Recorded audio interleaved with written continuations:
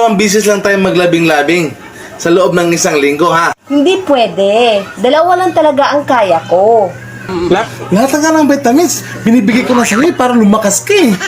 Kasi, dalawa lang talaga ang kaya ko. Bakit hindi pwede? Bakit dalawa lang ang kaya mo? Kung ibibigay ko sa'yo lahat, paano naman yung tatlong katrabaho ko?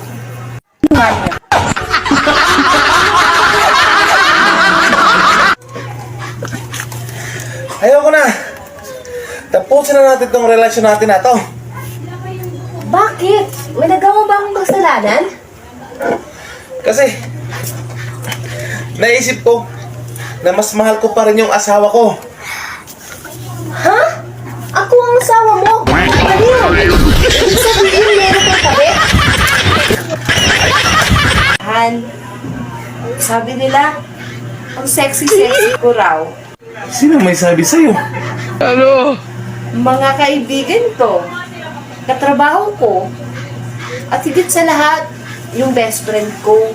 Sa bagay, nasa lahi naman namin yan eh. Ikaw ba? Na sexy nga ako? Nako. Lahat sila na sinasabi mo na traitor sa'yo